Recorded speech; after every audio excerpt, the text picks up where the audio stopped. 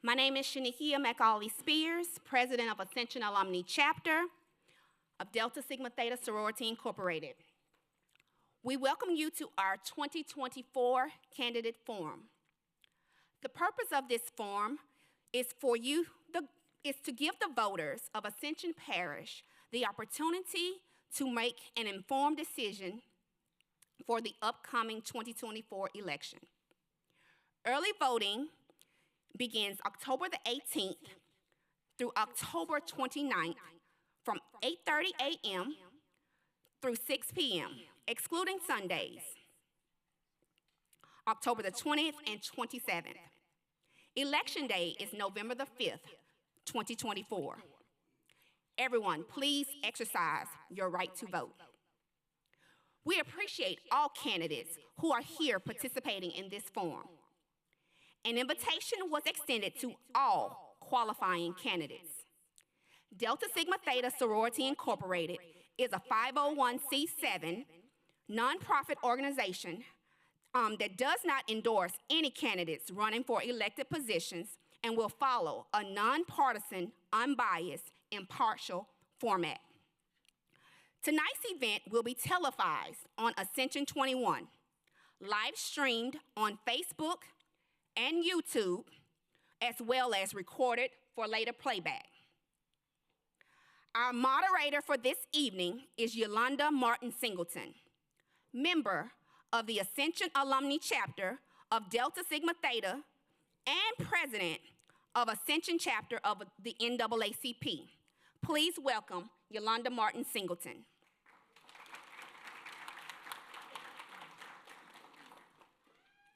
Good evening. I bring you greetings from the Ascension Parish branch of the NAACP. Founded in 1909, the NAACP is the nation's oldest and the boldest civil rights organization. It was formed in New York City by white and black activists. For 115 years now, the NAACP continues to lead the charge in civil rights struggle and fighting injustices such as housing discrimination, education, voting rights, redistricting, and disparity in healthcare. Welcome. I will go over the rules with the candidates and the audience. Each candidate will have 2 minutes to give their opening remarks to introduce themselves. The moderator will then ask the first round of questions, then written questions from the audience, if any. Don't worry, we have plenty of questions if the audience is shy. Each candidate will have 1 minute to answer each question. If time permits, candidates will also have 30 seconds for a closing statement. Our timekeeper tonight is Ms. Tabitha Irvin. She will have the 15-second when your 15 seconds is remaining, and then she will also have the stop. You want to show them? And stop means stop.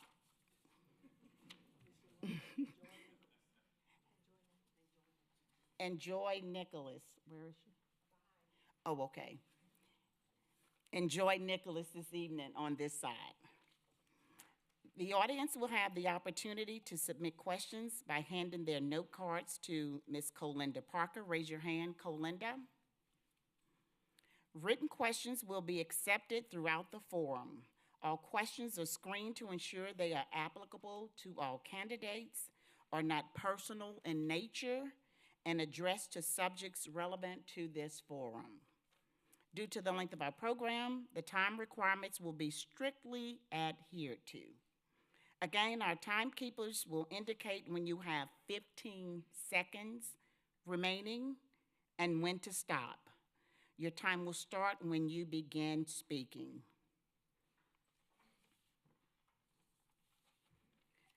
We'll start our questions tonight with our congressional candidates.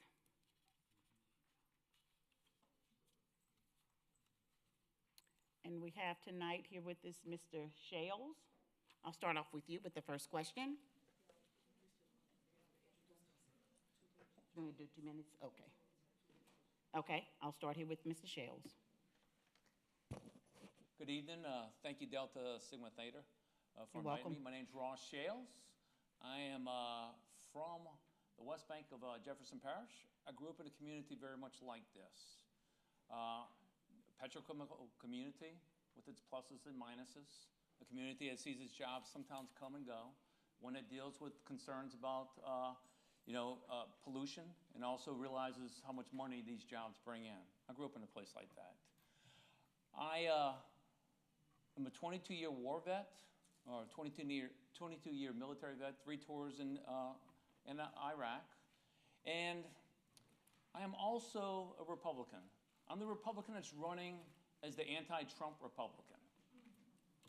I am the anti-Trump Republican. I really do believe that a Republican's going to win the first congressional district. I really do. So I think it boils down to which one you're going to vote for. All right? I believe that I have the answers for a community like this. I believe in ideas of bringing in 2-year college training to a community like this, all across the country, in fact, because I think the way jobs change so much these days, you need to be able to transition. And I think River Parish's Community College is the kind of place that could support something like that. I'm also an insurance agent. I work every day with a lot of people like you who own homes and are trying to keep that insurance over their head, to help keep that roof over their head. I'm for the idea of getting tax breaks for people who are able to put a new and improved roof on their house, over their house. I'm a little bit disappointed that the one Democrat running for this position didn't show up today. I think he kind of thinks that he has this job coming to him, or this vote coming to him for a lot of people in this room. I think otherwise. I think that I actually can earn it. Thank you, Mr. Shells. And I will ask if the candidates will remain seated so that you can be recorded properly. Mr. Graham. How y'all doing? I've had the fortune of having y'all host me in the past, so I'm always blessed that y'all do that. And I've been on y'all's ballots before, whether it was asking for a Senate seat with Mr. Chambers and trying to oust Mr. Kennedy. I'm not going to say I'm anti-anybody, because if a gentleman gets elected or a lady gets elected for the presidency, the job I'm seeking, I have to be able to work with them. One of the problems that we all see in D.C. is the fact that no one works together. Let me go back to introduction. My name is Devin Lance Graham. I'm from Ascension Parish. Born in Baton Rouge, but got to come down here when I was 6 and got to enjoy this parish for the last few years of my life, of this part of my life, let me say. And it's about Louisiana for me. It's about bringing jobs here. It's about bringing jobs that we have lost in my lifetime to the other side of the world that I think many other people have seen. I'm 37 years old. I know that most of the people I went to school with were told if you don't go to college, you're not going to be successful. I dropped out of River Parishes to be an electrician, real estate broker, and everything else. I'm probably the most successful person in my family. So I want to remind people that you don't have to listen to someone else tell you what to do with your life. Love each other, work hard, work your butt off sometimes, and enjoy it. Be kind to people. Don't look at each other different. Look at each other with love, and you'll be successful. Wish each other happiness and blessings. You'll be successful yourself. And there's no other way to say it. We need someone to represent Louisiana. I have nothing against anybody on the ticket with me, but I'm just ready to represent the people of Louisiana. Our new redistrict would have put me in the 6th. Technically, I would be in the 6th until this election, but today I'm blessed to be in the 2nd, and I'm asking for y'all's votes. Thank you. You're welcome. Ms. Perilou. Thank you. I'm Chandra Perilou. I'm also a female Republican Party candidate for District 2. My American heritage is richly, deeply rooted in this country that I love. My father's family is French descendant. We came here from the city of Torrance to fight the American Revolutionary War. My family side of the family is Native American and Haitian. My mother is Native American and Asian. Both sides of my family served in World War I and World War II. I have always been proud of my heritage. You and I both should be proud of our American heritage, because this was keep us unified in both the worst of times and the best of times. I was called to run for Congress to serve the common people in District 2 so that I can fight for a better future for our veterans, our children, and our youths, and I will fight for the elderly and the unborn. I have the insight to know and understand the needs of the common people in District 2. My unique skills and abilities in introducing new policies, procedures, resolutions qualify me to do the same and more for you when you send me to Washington. I graduated in the top 10 of my class, Destrehan High School. I stayed on the honor roll periodically throughout my whole high school experience. I have 2 college degrees in accounting and business administration. I built my residential and commercial contracting company from the ground up. I earned my place. I earned my place to understand the struggles of the common working people and the small and large businesses. If you and when you enable me to go to Congress once I'm elected, I will apply my unique 25 years of pro se legal experience, which I was exceptional because I caused the St. John the Baptist Parish to update their outdated charter, and I also caused the St. John the Baptist Parish School Board to follow their own policies and procedures. From that, my work speaks for itself. It's not what I will do, it's what I will continue to do.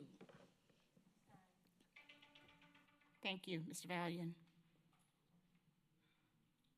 Good evening, everyone. My name is Michael Valian, and I am running for Congress in the 5th District.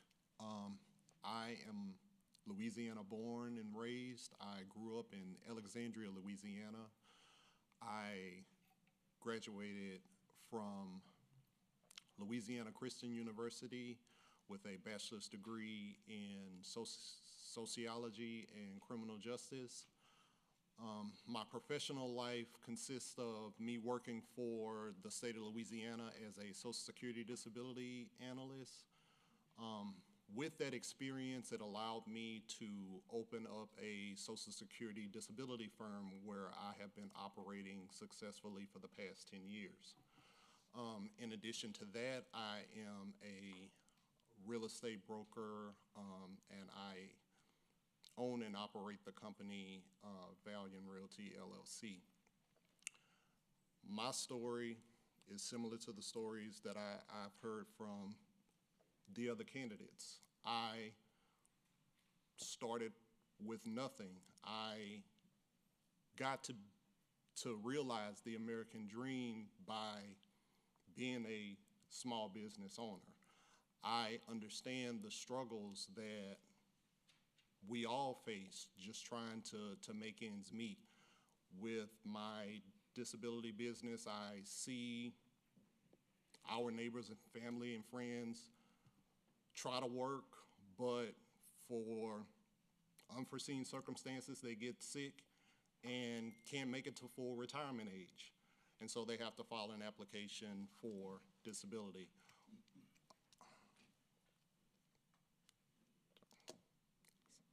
You're done? Yes, ma'am, I'm done. Thank you. Mr. Hires? Good evening. Thank you all for having us. My name's Frankie Hires. I'm a citizen of Jefferson Parish, transplanted from Southern California about 28 years ago, and I thought I found Mayberry, USA here in Southeast Louisiana.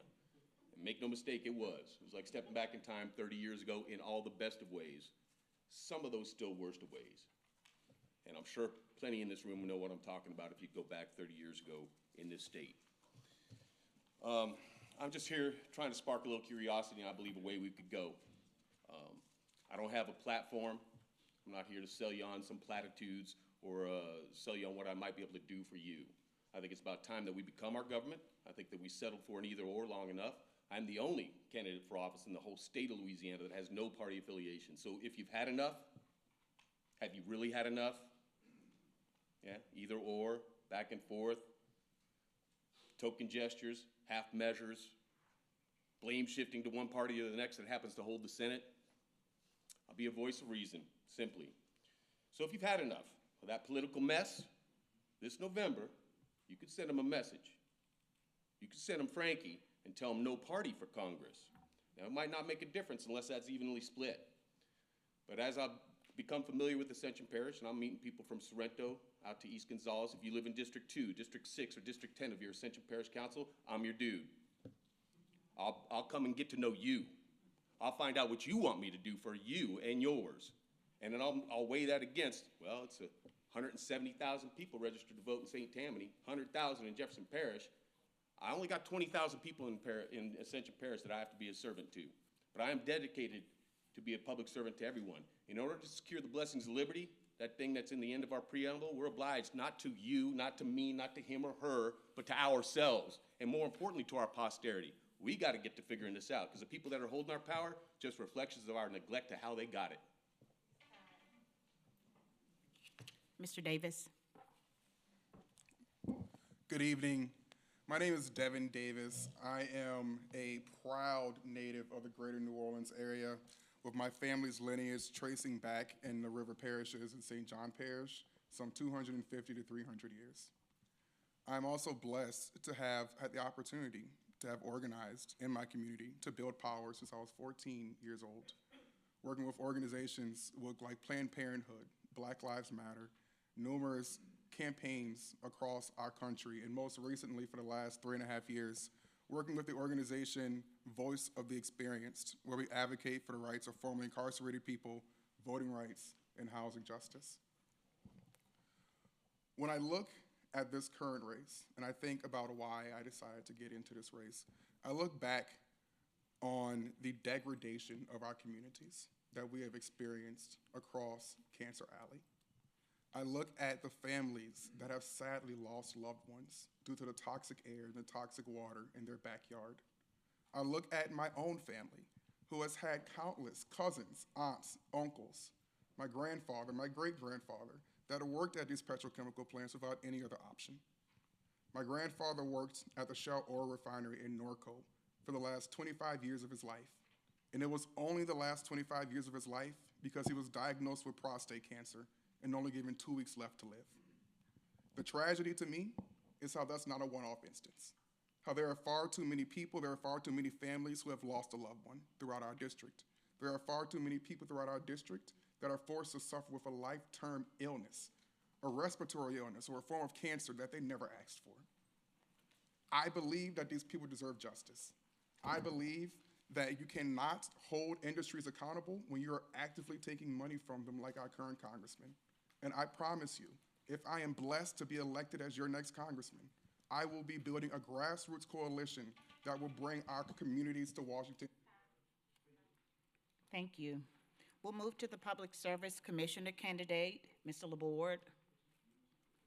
Everybody, my name is Nick Laborde. I'm running for Public Service Commission District 2, and thank you to Delta Sigma Theta for hosting this event tonight.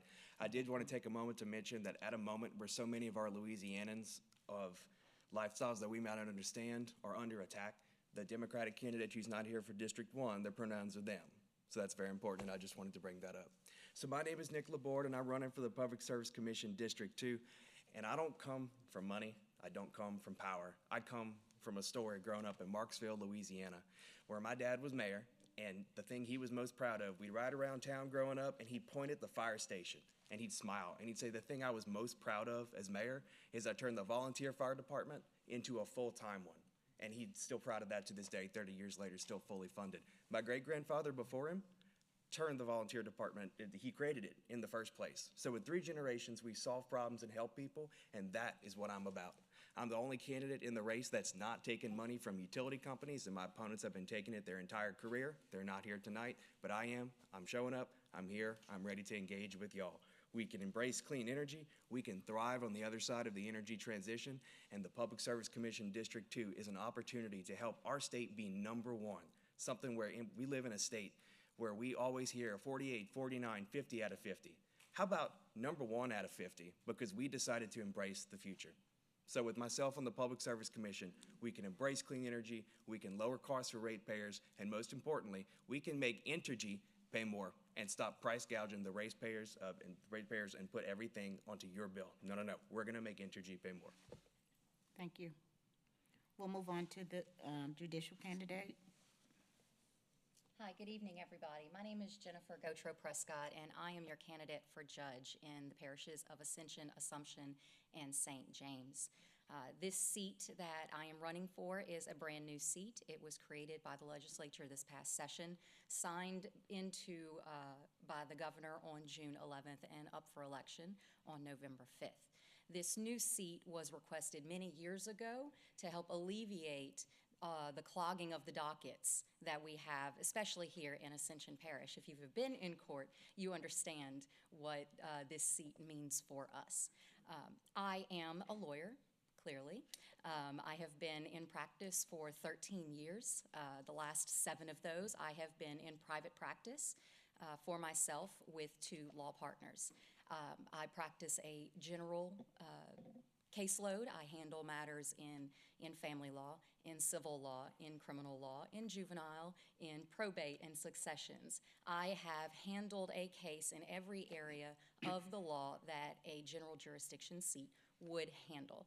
I've got the experience to be able to get into the spot, take the bull by the horns, and let's clear up some of these dockets. Let's get the cases moving. Let's get these resolutions for us and our families. I hope that you would remember on November 5th, whenever you go to the polls, to vote for number 33, Jennifer Gotro Prescott. Thank y'all. You're welcome. Next, we'll hear from our candidate for mayor of City of Donaldsonville. Good afternoon. Thank you. It is an honor and a privilege to be here today. I want to thank Ms. Spears and all the members of Delta Sigma Theta. I want to thank you, Ms. I'm getting ready to say Peyton Singleton, and all the members of the NAACP for putting on this forum. I am pleased to say that I am Reverend Mayor Leroy Sullivan. I am an ordained minister of the gospel. I am an associate minister at the Mount Zion Baptist Church in Donaldsonville, Louisiana, where my pastor is Reverend Darrell L. Smith, Jr. I am also the mayor of the city of Donaldsonville and have been the mayor for the last 20 years. Some people say 20 years is too much. It is time for a change, but I argue the difference and let you know that I bring experience, knowledge, and a whole lot to the city of Donaldsonville. Donaldsonville isn't like the city of Gonzales or other communities where there is a lot of tax base and things going on in order for to bring in money into the community. If you look at the city of Donaldsonville, number one, it is the 3rd oldest city in the state of Louisiana, and it has a poverty rate of about 47%. So how do you correct that? I am the one that has the vision and the plan in order to do it and have been working this for several years. If you know anything about politics, you know that it takes time in order to get anything done. I can tell you that I'm the only person and the only mayor in Ascension Parish and probably the state of Louisiana who have received over $34 million in the last 12 months in order to do natural gas infrastructure. I want to say that I'm the husband of Kathy Victor Sullivan, and I have 8 children. Thank you, and God bless you. Thank you. Next, we'll move to the candidates for mayor for the city of Gonzales. Mr. Irvin. Thank you, Delta Sigma Theta, for this opportunity. My name is Terrence Irvin, and I'm a candidate for the mayor of the city of Gonzales. And what I bring to the table is experience, dedication, and in leadership. But before I say that, I want to point out my humble beginnings, which took place in Hillerville, small town right outside of the city of Gonzales. 2 wonderful parents, Melvin Irvin and Nell Irvin. The 2 of them accomplished a lot, and some of that accomplishment consists of Melvin Irvin becoming the first Black school board member and then the first Black president of the school board, and then on to becoming the first Black state representative. And so feeding his and taking care of his family, he also developed a company that fed his family and educated his family. It's that energy from my family that taught me the importance of public service. And so from there, I started to get involved in the community. I got appointed to the council and the planning and zoning, and from there, we grew and I learned how to develop a community. My experience consists of working with the council and working with the police department and things of that nature. We have an opportunity right now as Gonzales begin to transition toward a growth. As you see, Gonzales going from the population in 2000, when I got elected, for 8,000 population to approximately right now 20,000 people.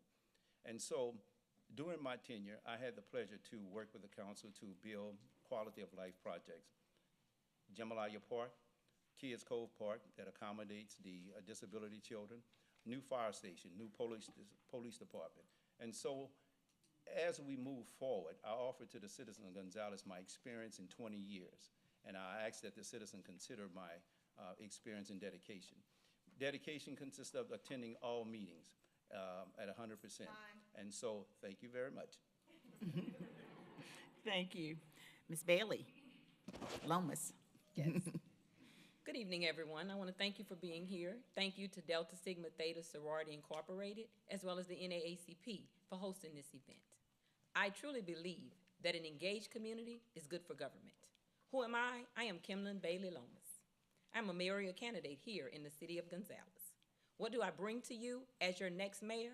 I bring a degree in business administration with certifications in project management as well as accounting. I have over 20 years in governmental experience where I've worked on the parish, local, and state levels, serving as a paralegal, program manager, and an administrator. I am trained, certified, and experienced in emergency management, serving 12 years as your planning and intel section chief. I am an appointed official to the Gonzales Planning and Zoning Committee. I am educated, I am experienced, I'm knowledgeable and capable of bringing good government to Gonzales. I am fourth-generation resident here in the city of Gonzales. My mom, dad, daughters, and myself were educated here. I believe in community. I am committed to service, and I have a passion for the city of Gonzales. We live here, we raise our families here, and we exercise a healthy life and work balance. And that's something that I want to see continue for future generations. As your next mayor, I will improve drainage and infrastructure, continue the work that has molded my life in this community, further provide accountability and transparency, ensuring that transparency is not just a word, but it is an action. Plan smart connectivity, and smart connectivity would look like public transportation, something Gonzales truly needs. Bringing awareness and engagement to the forefront, an engaged community brings about awareness, and we continue to work together. So in the city of Gonzales, I bring you education, qualification, true experience, and real leadership. Thank you. You're welcome. Mr. Riley. Yes, my name is Timothy Raleigh. I'm married to Mary J. Raleigh. I have 5 kids. I'm a retired business agent along Sherman. I have a plan for Gonzales. I am pro-constituent. I have a voting record that is amazing. Number 1, public safety. Police department, fire department is going to be supported and held accountable. Number 2, drainage improvements. I'm going to work along with Ascension Parish government to make sure drainage gets done. Number 3, I'm going to help with economic development, create jobs. I am going to make sure we have less residential homes and more businesses. Number 4, I am going to make sure that drainage is number 3. Oh, sorry, number 3, yeah. Drainage, I'm gonna make sure the drainage will be done decent and in order. And then, with that being said, I wanna jump to the Highway 44 corridor. That is our next economic engine. That is where the next boom in Gonzales is gonna happen. We have to be prepared for it. We have to check our capacity. We have to know the water capacity, the infrastructure capacity. We have to know all those things because it's coming, it's on the way. I am the candidate that will serve the people, and I'm for the people. I love the people. I love this city. I love Gonzales. I am your man. With that being said, Tim Raleigh, number 39, cast your vote for Timothy Tim Raleigh. Thank y'all so much. You're welcome. Mr. Stewart. Good afternoon. Thank you, Deltas. My name is Harold Stewart. I'm a sitting city councilman here in the city of Gonzales. I'm a three-termer. I've served 5 years. I'm one of the only candidates that served under 2 mayors in the last 40 years in this city. I've served under Johnny Berthelot for 5 years, planning and zoning. I served under Barney Arsenault for the last 10 years. My space in this city is that I've worked hard for the last 15 years of voting to bring this city to where it's at. And I know my vote was successful in an account because when we look around at this city, we see where it's at. It's a very unique city. It's a very diverse city. But also, I want to back up and tell you about me. I'm a young man that I started in business in this city at the age of 20 years old. I'm 60.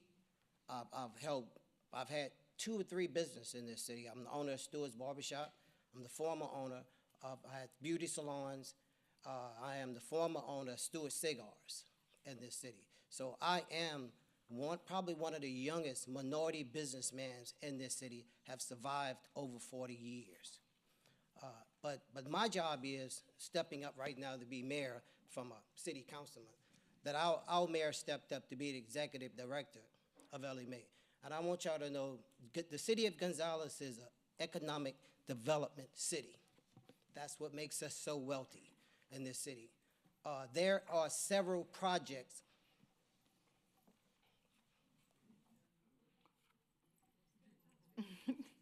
Next, we'll go to the candidates for Chief of Police in Gonzales. Mr. Jackson. Good evening, everyone. Good evening.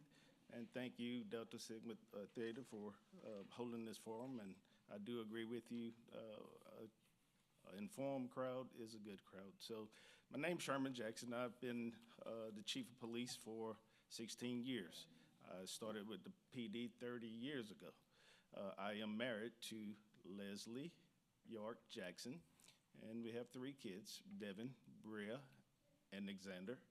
I'm a member at First Calvary, Pilgrim Calvary Baptist Church, and I am responsible for bringing the Gonzales Police Department into the 21st century of policing. The first thing I done was created an organizational structure that holds more people in the office accountable.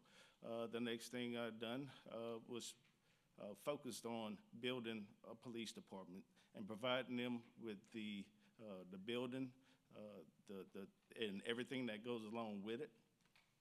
I have given my guys all the tools necessary to do their jobs. So throughout the years, I've watched Gonzales grow. In the last 10 years, we've grown roughly 13 to 15%. And we have to think of innovative ways to slow down crime, stop crime, fight crime. That's what we do. I've implemented tools such as body cameras for our guys. We've redone policy, no chokeholds or anything like that. We have also, I got 15 seconds. I've done a lot, and I'm sure I'll get to the rest of that through the questions. Thank you. Yes. Mr. Ussery. Thank you for hosting this event. My name is Stephen Ussery. I'm a 21-year veteran of the Gonzales Police Department, and I'm here tonight to tell you that I want to be your next chief of police. I believe we need a new face of leadership for the city police department, and I believe I am that leader who is not afraid to restore and maintain law and order in our city. I'm a leader who will be present, active, available, and fully committed to my duties. I go to work every day. That's what I do. I'm a worker, I'm a grunt, I'm a blue-collar guy, and I like to be on the street in the action. But I want to be chief because I think we need a change. One thing I want to bring to our department is a culture of inclusiveness. Our department has developed a situation when I was there, and I've been retired now for 5 years, going on 5 years. We've developed a clique in the department where a few are catered to, a few are favoritism, and the rest of us are on the outside looking in. I want to bring a spirit of inclusiveness where each officer in my department feels like they're wanted, included, and their job is important, and that we all have equal treatment. I want to also maintain and beef up our patrol division. It is the backbone of every police department. We need to have officers present and visible out there, and that hasn't been the case in the last several years. Presence and visibility is the first step in crime, in deterring crime. When people who want to do ill will in your city see officers here and there, maybe some blue lights here or somewhere, they're going to think twice about acting different. The last point I want to make is we have a major drug problem in our state, in our parish, and right here in our city, and I want to make that a top priority. That has hit home to my family personally. Thank you. We'll move on to the candidates for council and the city council in the city of Donaldsonville. Thanks for hosting this event. My name is Jonathan P. Weebelt. I've been in the district for the last 4 years. I hear the people of District 2. They need honesty, integrity, and transparency at City Hall. I've been on the ground since Hurricane Francine. I've been in the district helping people clean their yards, cutting their trees. At the end of the day, the people in District 2 need new leadership. I want to bring back honesty, integrity, and transparency to City Hall. I was told you can't beat the clique, but at the end of the day, I'm not going to join them because I have the passion to drive for the people, and I want to be your next city councilman. Thank you. Mr. Washington. Yes, thank you for hosting this event. My name is Cleveland Washington. Married to Dana Washington. I'm a lifelong resident of the city of Donaldsonville. I worked at Ascension Parish school system for the last 29 years and 6 months. I currently serve on several state boards, the Louisiana Child Welfare and Attendance Board for 4 terms. I currently serve as DPEC chair here in Ascension for the Ascension DPEC for the last year, and then current chair. I also serve with the Louisiana Missionary Baptist State Convention as vice president for their Southeast region, which runs from Ascension through St. Mary Parish. Then I serve with the Southern University Alumnae as their first vice president. I've been, through my history, you'll see that I have been a proven leader, and I have shown myself lovable, friendly, and caring for every individual that I've met throughout my time throughout Ascension Parish. I got into the race for one reason: to help to move the city that I love forward. I see good things happening, but I want to be a part of more good things. I want to see our youth have other activities going on, build a community for our youth. Children are our future. If our children fail, our city fails. So therefore, we need to build our children, our recreation. Then we need to market our city. We have a rich history in Donaldsonville that is not even being seen. It's our job to get out, show the individuals that Donaldsonville is the best place to be. My philosophy is government for the people and by the people. Thank you.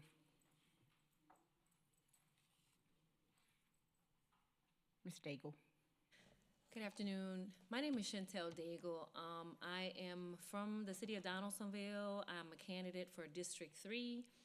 I attempted to run. I'm not sure, maybe some people, I see some faces in here to know, 4 years ago for the same seat that I'm running right now. And I actually was a little upset that I didn't get a chance to put my boots on because I wanted to really run in this race. But you know, I wasn't ready. At that time, I was not ready to run. I needed to put myself in a position to learn from the seasoned people, such as Mayor Leroy Sullivan and other people that have been on the council, community members, Ms. Robin Delaney, different people with the school system. I needed to sit back and literally almost take myself to college to understand what was going on in the city of Donaldsonville. I'm a mother. I have 4 children, adult children. I have 3 beautiful grandchildren. I'm a business owner in the city of Donaldsonville for nearly 10 years. I did my business, and I'm still running it right now.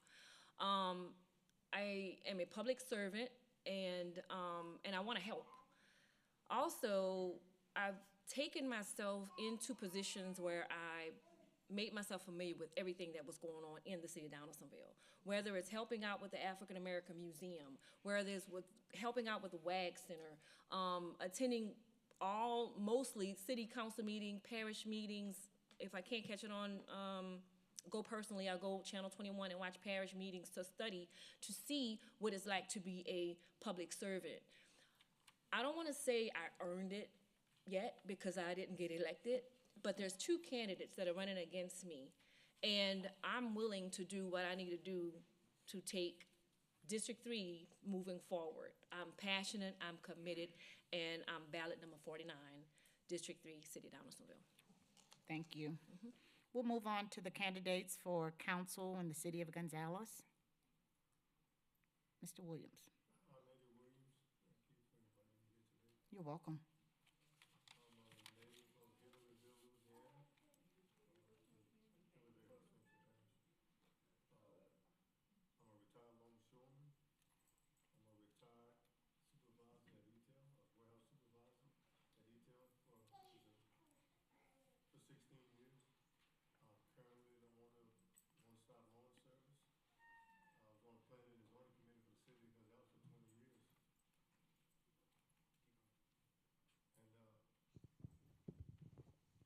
I was a big part of the development in Gonzales for the last 20 years. I'm running for city councilman in Division 8, which comprised of the drainage department. I was on the planning and zoning committee for 20 years, and it took me 18 years to get my own ditch clean.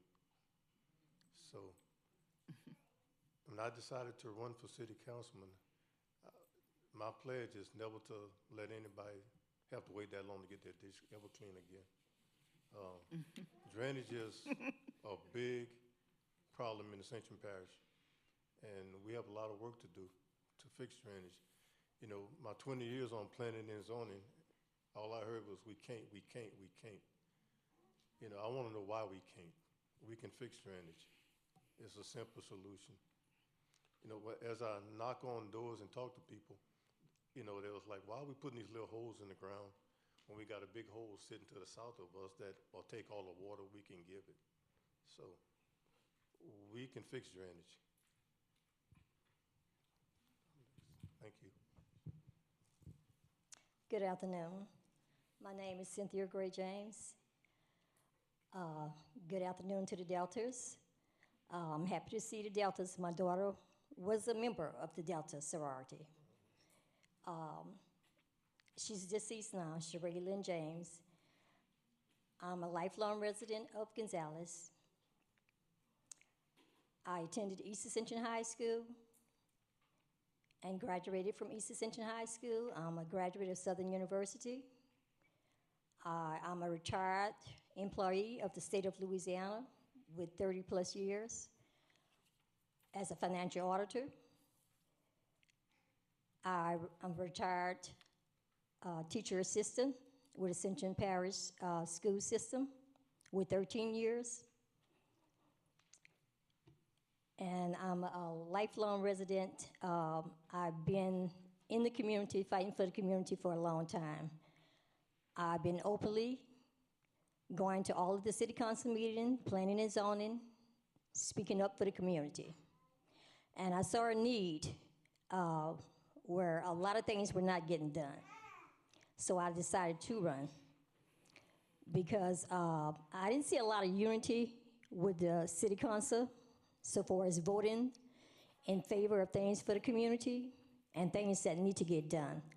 We have a lot of major issues within the city of Gonzales with the drainage, traffic, the crime, and the population growth. And I wanted to see these things move forward.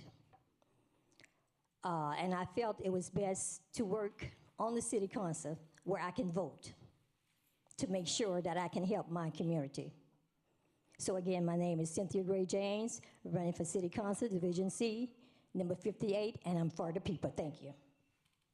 You're welcome. Good afternoon, everyone. My name is Marvin Glover. I'd like to thank the Deltas for having me here, giving me this opportunity. I've been a resident of Gonzales basically my whole life, except for the time when I was in the military. I'm an 8-year U.S. Army veteran. On coming back to the state of Louisiana, I attended LSU, and after leaving LSU, I got into the restaurant business. I have about 30 years under my belt. I've done multi-unit management. It's given me the opportunity to deal with people from every type of background. And you really get to see what some people go through and some of the things that they deal with.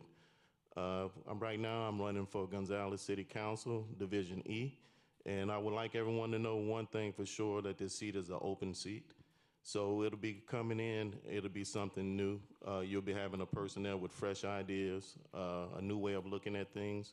It may not be the same what you've seen in the past, but I guarantee you it'll be something that's going to be reliable and adjustable for everyone. I think that we have a lot of opportunity here in Gonzales.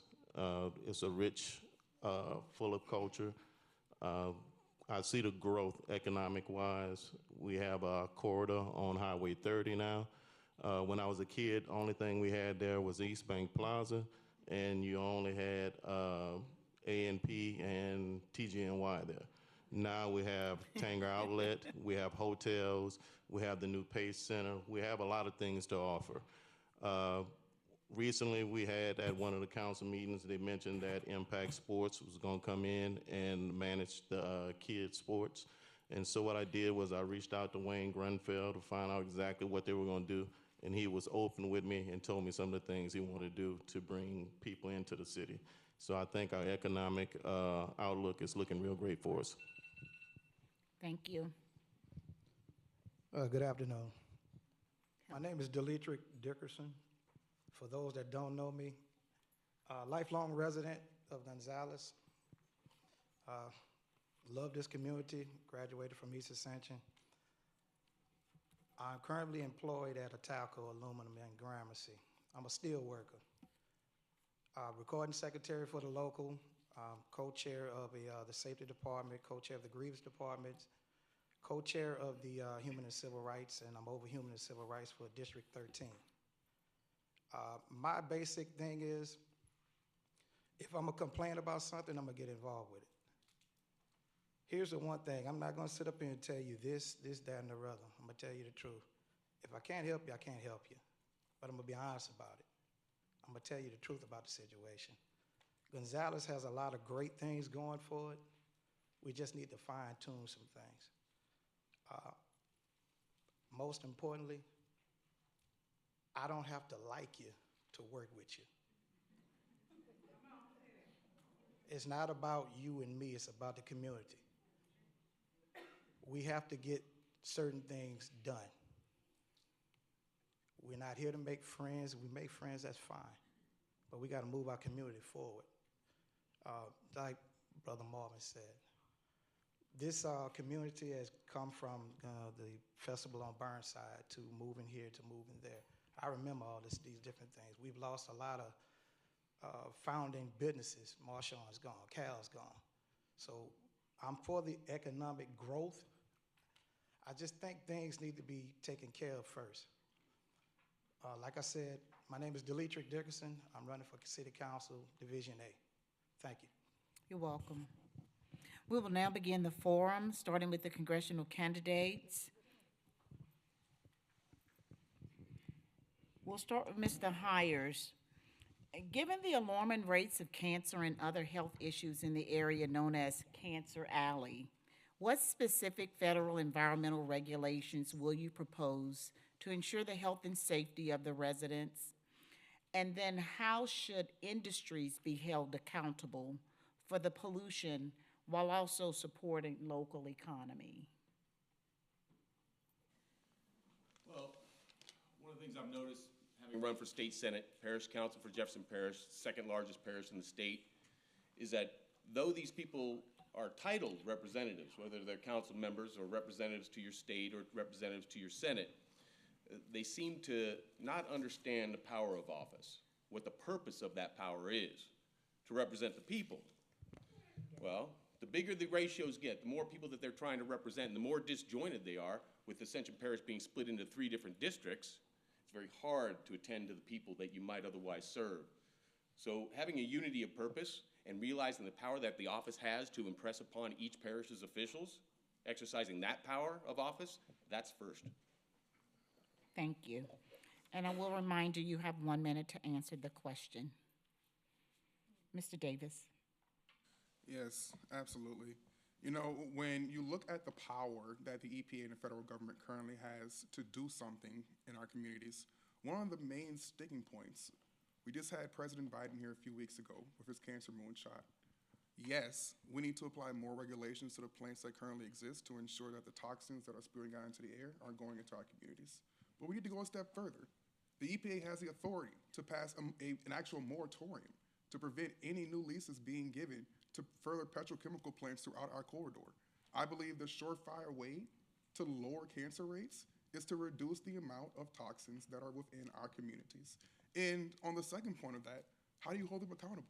I personally believe that these folks throughout our communities that have negatively suffered health outcomes deserve reparations and justice for what has been done to them. Their families deserve to be compensated, and those corporations need to be held to account for the wrong that they've done in our communities. Thank you. Mr. Valiant. So we need to let the EPA do what it is that they're set out to do, which is to regulate what these plants are putting out as far as pollutants into our river. We need to ensure that the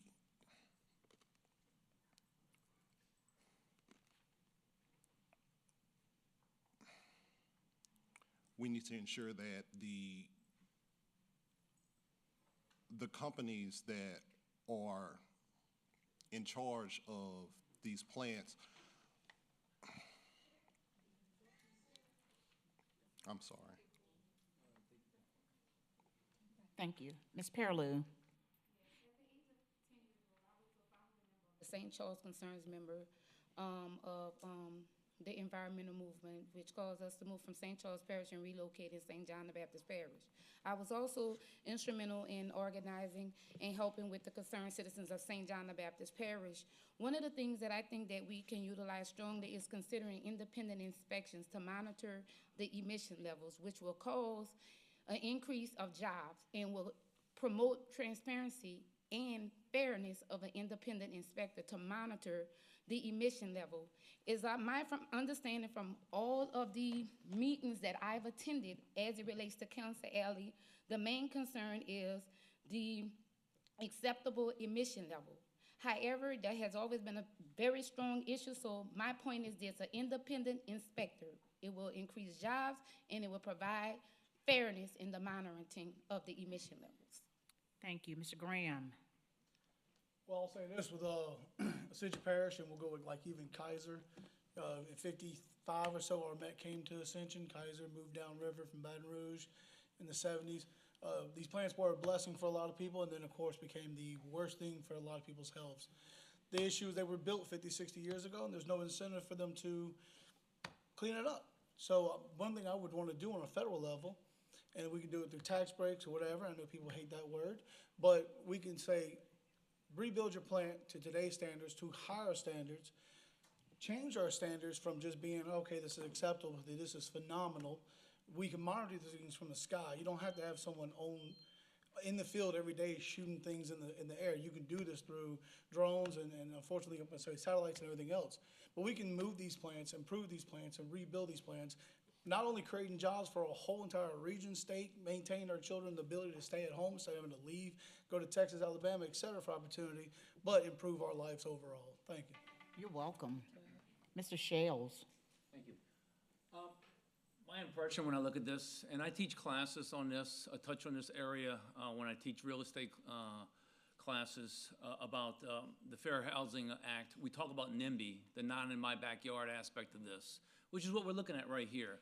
Where do these plants go? oftentimes, even when they come into a parish like this, they still end up in the poorest part of the parish. It's a real challenge. And my impression is that the feds right now have some decent laws, and they look to actually make those laws more stringent. At the state level, it seems to be a lot of pushback going on to keep these laws relaxed. So I will tell you this right now, a lot of this is on all of us. If we really want this, we really have to push harder with our representatives through the city council and also through our state legislature, all the way up to people like me. It's going to take a lot to be able to deal with something like this. It's a tough question right now. Good jobs versus some of the challenges. Thank you. Second question for the congressional candidates. In light of the Supreme Court's ruling in Dobbs v. Jackson Women's Health Organization, which effectively nullified the constitutional protections for abortion that were established under Roe v. Wade and Planned Parenthood v. Casey, how do you envision addressing the potential disparities in access to reproductive health care that may arise as individual states gain the authority to regulate abortion without federal oversight? Ms. Pearlou. Well, truly, I believe as a woman, we should be respected about the choices of our body, but hopefully that we will make moral decisions. I'm pro-life with exceptions. There's unfortunate situations, but as an ordained woman of God, it's questionable, but I really feel that it's something personal, and if it's a choice that needs to be made, it needs to not be made at the expense of opposition's monetary support. It needs to be financially supported by those who support those types of actions. So that would be my answer to address that in the most fair way of consideration to keep that open for the individuality. I'm not a dictator. I'm a fighter for people, not a dictator of people. Thank you. Mr. Graham. I think this is the question that all my life I've enjoyed politics. It's a weird thing to say out loud, but all my life I've heard about it, and I'm a gentleman. I have no children, and I never got anybody pregnant. Promise, I tested them. But I can say it like this. I spent most of my life saying, it's not my responsibility to tell someone else how to act. At 37 years old, my opinion's changing just because my heart's changing, my mind's changing, and we're evolving all the time as individuals, and that's who I am. Today, I would say the best thing we've done is we've given the state some power, and that might not be this state's favorability for some people's decisions, but I love the fact that we took something back to the states, using the 10th Amendment, giving the states rights to give people of that state the right to have a decision. Now, if you're asking, do I think the federal government needs to preside? No. I don't want a federal ban, and I don't want a federal protection of. Thank you. Mr. Shales. Thank you. You're welcome. I believe that life begins at conception. That being said, I also believe in the woman's right to have an abortion up to week 21 or something around that area, to include going past that time to ensure the health of the woman, or if there's a question about the viability of the fetus. Thank you. You're welcome. Mr. Hires. Well, this one hits home. As a man of renewed faith, if I were a woman, I don't think I could ever go there. But I'm not. So when it comes to securing that blessing of liberty, that's not freedom, and that's not equality, not by some sense of justice or opportunity. No, that's the power of self-determination. And each of us has that obligation to each other, ourselves, to secure that to ourselves. If it requires legislation to make a crime, to make half of the population criminal, or those that would seek to give aid to half of the population, I'm a hard no, period. There is no way that any legislation that imposes its criminality upon a woman is long for this world. Thank you. Mr. Davis. Yes, again, as I had stated, I had originally got started with organizing through Planned Parenthood. I firmly believe in a woman's right to choose. I believe what we're seeing right now across our country are states invading the rights of our women in decisions that need to be made between them and their doctor. I believe that we need to codify Roe v. Wade into law and to ensure that these protections are federal, because what we're seeing is state by state. We are putting women at risk, women who are risking crossing state borders, women who are risking going to sketchy clinics to try to get the necessary help that they need. This is a health matter that needs to be between a woman and her doctor, period. Thank you. Mr. Valian. I believe in a woman's right to choose. It's not really an issue of killing an unborn child. It is really to do with a woman's ability to say,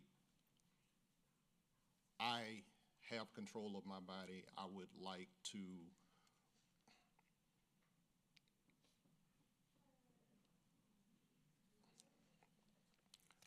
control of my body. If this is for a health reason, I have the choice to have an abortion. As far as codifying Roe v. Wade, I mean, the Dobbs decision should have never been overturned. We had a system in place that allowed women to have access to the health care that they need. Thank you. We have a question from the audience, and this will be the last question for our congressional candidates. What will you do to prevent DEI, diversity, equity, and inclusion, from taking over our schools, city, parish, and state? Mr. Graham. I think I have a beauty of being 37 and spent a little time in North Baton Rouge schools, a little time in Prairieville schools before it was the new suburbs post-Katrina, knowing that individuality is important. Skin color is something that you don't make a decision off of somebody on. If adjectives come to matter, it's going to be about the character of the person. So I would say the same thing with education hiring, any government hiring. We need to hire people based on their skills, their assets, and what they can do, how they can serve. I don't even want to use current situations, but not because of their gender or anything based on that sense for protections of people, not because their skin color matched something that was a necessity to have a quota met. We need to make sure, going back to like Chief Jackson over there, I want a cop who's a good cop, not just because I need to hire a number. Thank you. Mr. Shales. I don't think DEI is in any way taking over our communities. I think what we're just starting to see is a plurality of the search for truth. It's not an issue.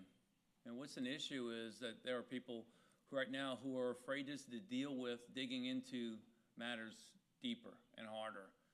I grew up in this, I grew up in this country. I grew up in this community. I grew up learning one thing and not knowing everything.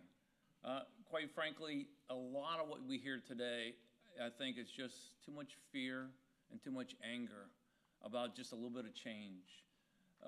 We need to be open to the ideas of change, open to the ideas of hearing what is the truth. Not just, look, here's the deal, folks. There's a lot of small truths out there. The real question boils down to this: what's the most true? Thank you. You're welcome. Mr. Hires. His advice to George Washington, the first Secretary of State, regarded the distribution of power, and he said that the construct, that Constitution that we all, any of us have sworn to support and defend, would reduce the distribution of power to an arithmetical operation upon which no two persons could differ. Well, we can differ a lot about diversity, inclusion, and equity. Those are moving targets, and they're going to keep on moving.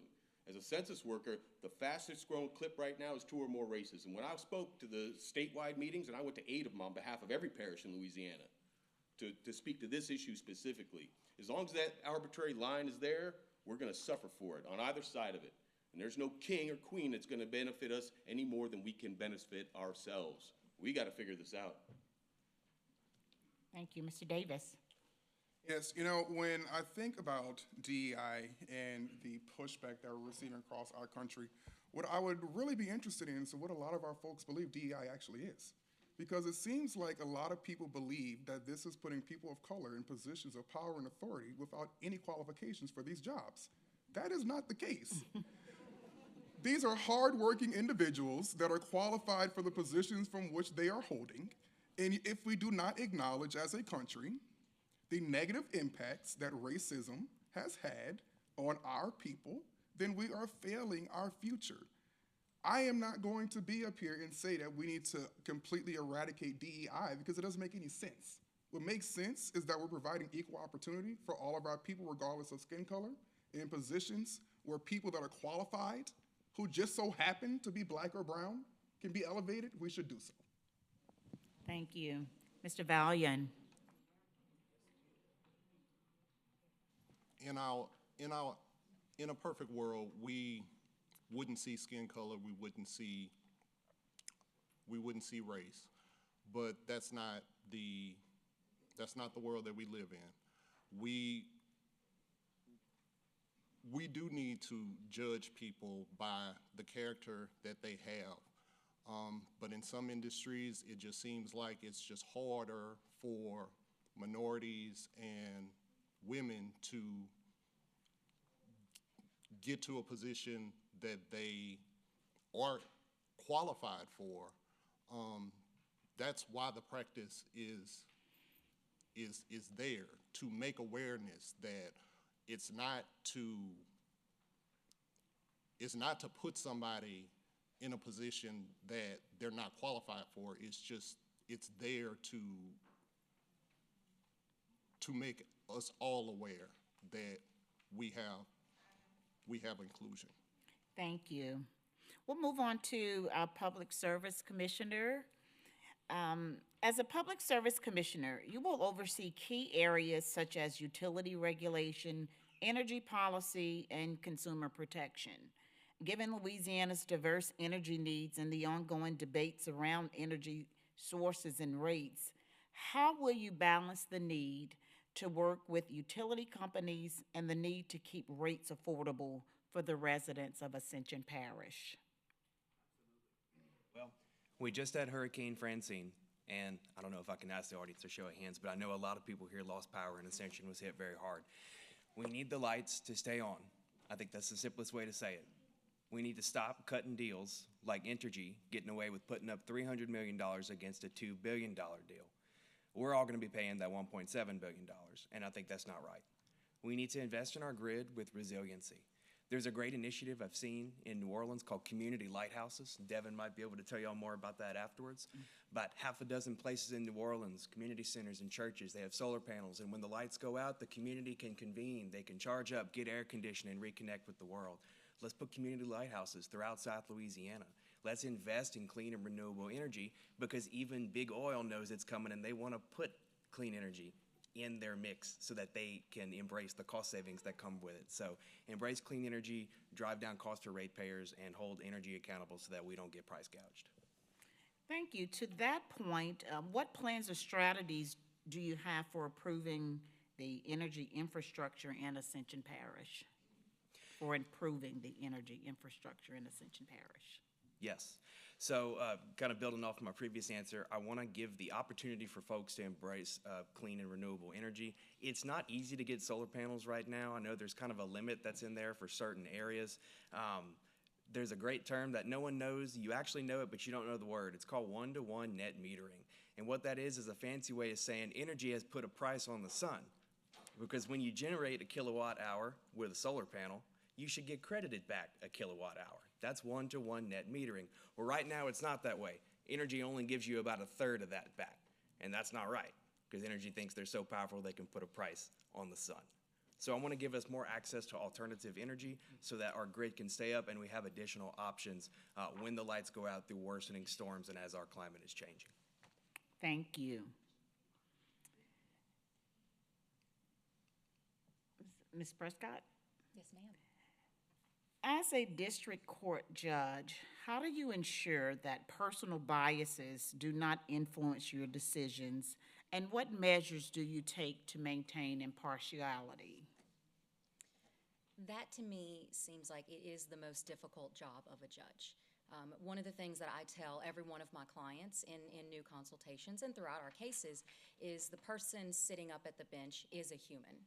And as human, we do have personal biases and we do have leanings. One of the, benefits of my experience is that I have been able to see a wide variety of people and situations and scenarios come into my office that I work with, that I work for, that I help out. I plan to bring all of that experience with me to the bench, remind myself that yes, I am a person, but so are those standing in front of me. Thank you. And how do you balance the letter of the law with ethical considerations when making rulings? The job of a judge is not to determine or is not to create the law. It is not to implement the law. The job of a judge is to take the law that is provided by the legislature, by the appellate courts, by the Supreme Court, and apply it to the facts of the case in front of the judge. And so ethics, there are judicial canons. There is a code of ethics for judges in how to preside over matters. But personal ethics should not come into play when making decisions where the law is clear, the law is there, and the facts are in front of the judge. Thank you. And one final question. How do you see your role as a judge impacting the local community? And what steps do you take to ensure that your courtroom is accessible and fair to all? One of the things that I have worked very hard for in my private practice is establishing the self-help desk in Ascension Parish. The self-help desk provides forms and guidance, information, no legal advice, no representation, to people who are unable to afford an attorney otherwise. In Ascension Parish, currently we are doing just divorces where you've already lived apart for the time and there's some paperwork to go through. My partner and I have also worked with the courts to create a pro se meaning the litigant is representing themselves, a pro se divorce day, so that pro se litigants can go in front of the hearing officer. We can help guide them, but not advise them or represent them, so that the litigants can get their divorces and have that access to the courts. I would hope as a judge that I would be able to work to expand the self-help desk more like other parishes have expanded in helping in other areas of family law. Thank you. We're going to move on to the candidates for Chief of Police for Gonzales. Mr. Jackson, what is your philosophy on community policing, and how would you foster stronger relationships between the police and the residents of Gonzales? Thank you for that. Welcome. I believe community policing is very important. It builds public trust. It will deliver the understanding that the community need from the police.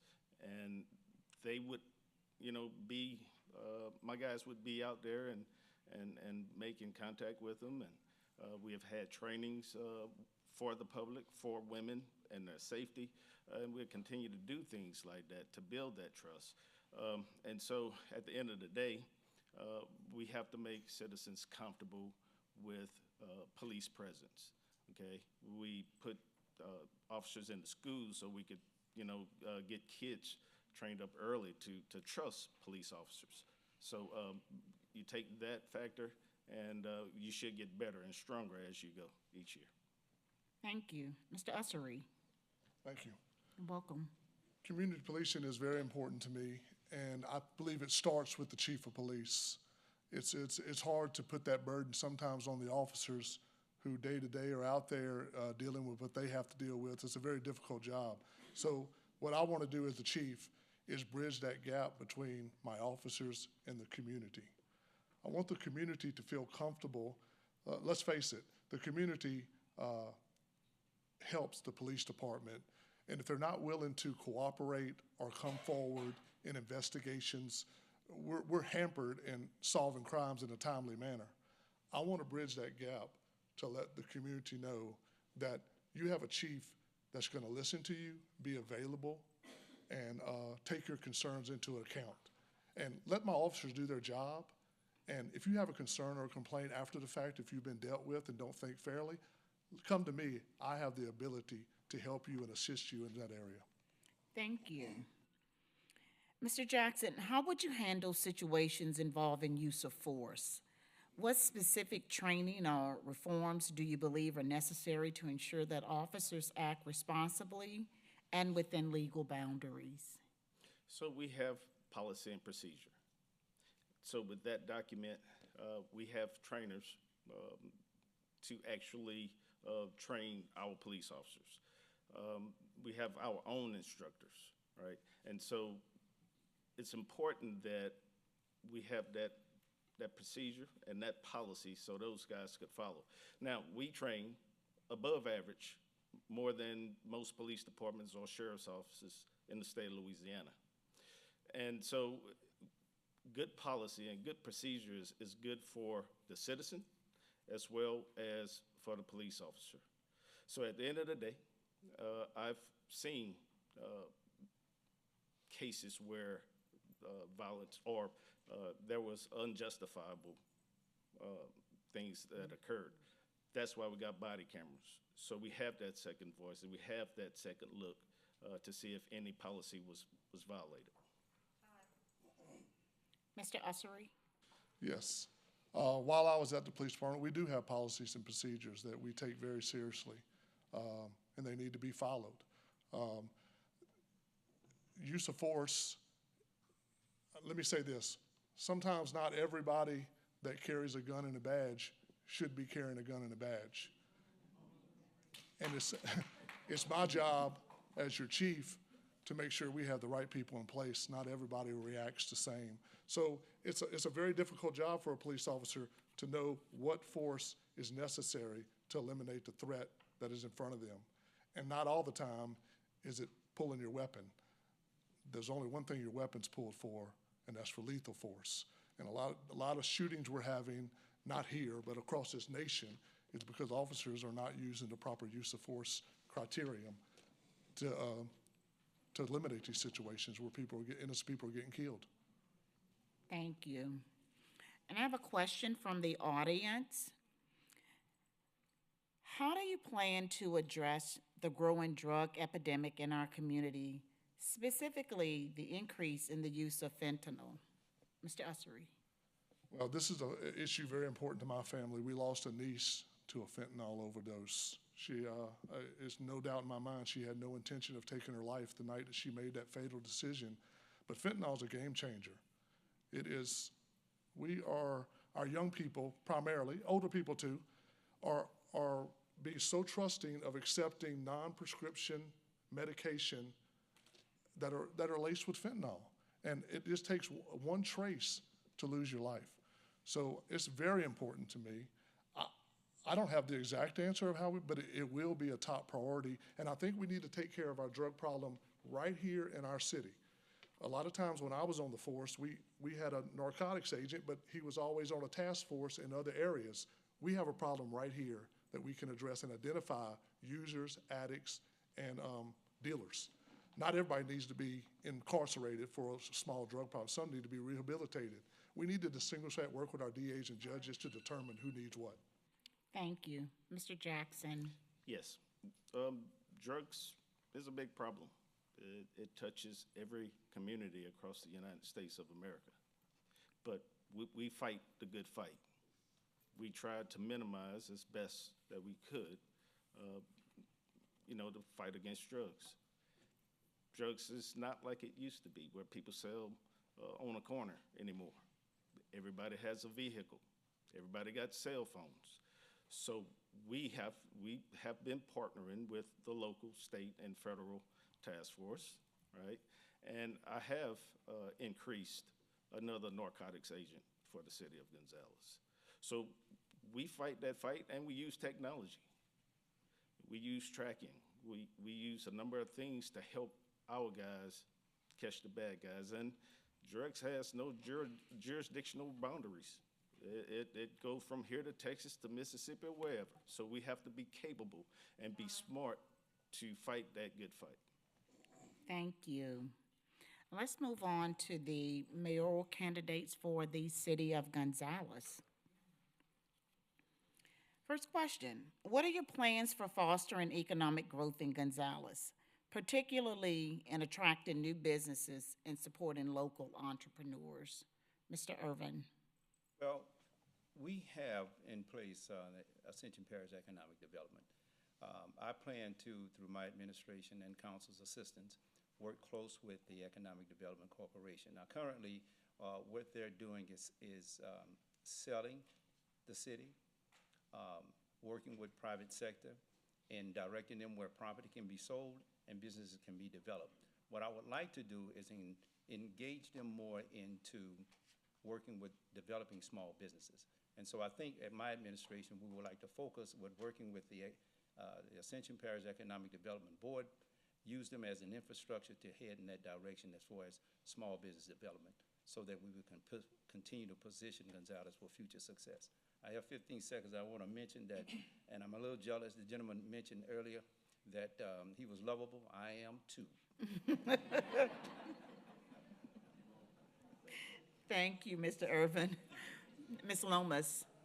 Yes, as your next mayor, I want Gonzales to be recognized as a hub for comprehensive, smart economic opportunities. We have industry, commercial base, retails. Basically, let's face it, we have what people want, right? But we attract additional rooftops. With rooftops, it continues our growth. So I want to support our local business and attract industry, creating jobs that keeps our kids here at home. But those jobs have to pay a wage in which they're able to comfortably live and work here in the city of Gonzales. We want to keep our people here at home. And our economic base is driven to do that. So we need to ensure that we are hiring from within first. And under my administration, trust and believe I will be looking locally before we look anywhere else. Thank you. Thank you. Mr. Riley. Yes, I would definitely utilize what's at hand already. We have the Ascension Economic Development Board. I would utilize that.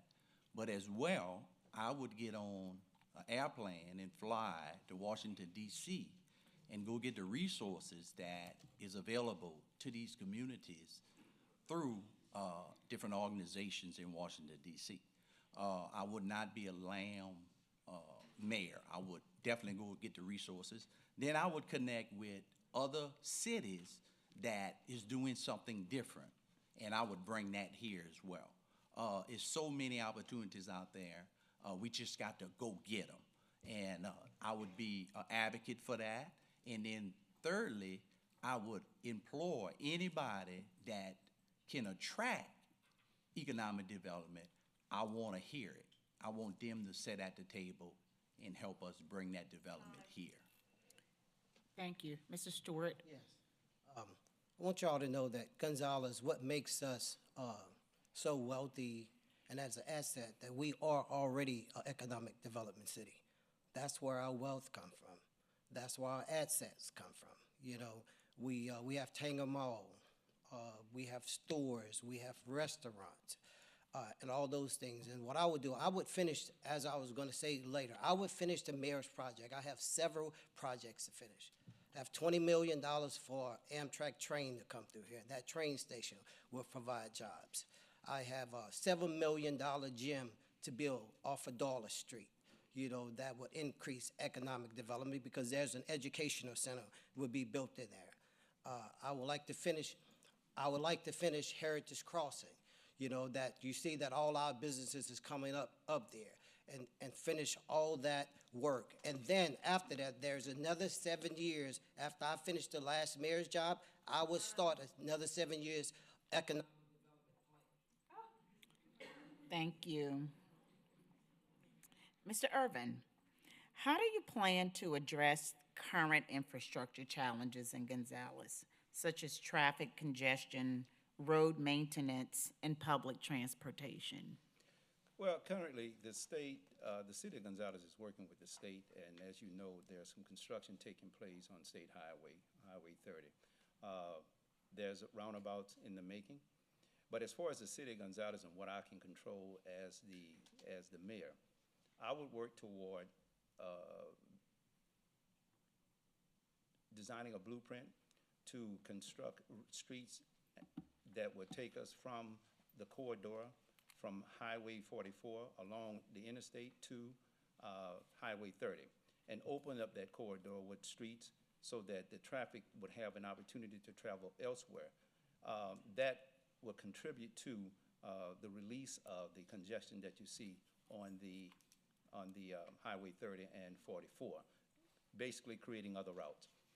That's what the mayor can do with the assistance of the state and federal highways. But so that's the angle or the opportunity I would take. Thank you. Ms. Lomas.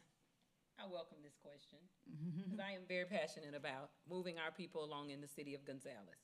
Gonzales deserves more efficient infrastructure, modern infrastructure that supports our community's growth. I will invest in better roads, expand public transportation, and new community facilities, making our city a great place to live. Let's talk about public transportation. What that looks like to me would be from Cabela's Parkway to Lamar Dixon on to Tanger Mall, right? Transporting our citizens across city to the Premier Entertainment Center and beyond. We need to make Gonzales one city. Connectivity is what we need, smart connectivity. And that growth looks a little different, okay? Because on Burnside, in the heart of Gonzales, we have too many driveways. But what we need is smart planning, and we need to reach out to the state, making sure that we have a representative at every Capital Region Planning Commission meeting so they're at the table. If we're in the room at the table when the discussions are held, we have a voice. And Gonzales needs to grow up, and how we do that is we need to be present. Thank you, Mr. Riley. Yes, I would deal with it in terms of the city of Gonzales can do some of this stuff themselves, improved through strategic investments, such as turn lanes, different stuff like that. Then we would have to partner with some of the state and federal organizations to do bigger projects. Right now, the Highway 30 Coalition is trying to raise $350 million to 4-lane Highway 30 from North Airline all the way to Nicholson Highway. All right, that's one of the things. So we would have to partner with industry and work with industry to help industry to raise this money to be able to 4-lane Highway 30. And that is ultimate. We need to do that. We have to do that because congestion is getting to be big.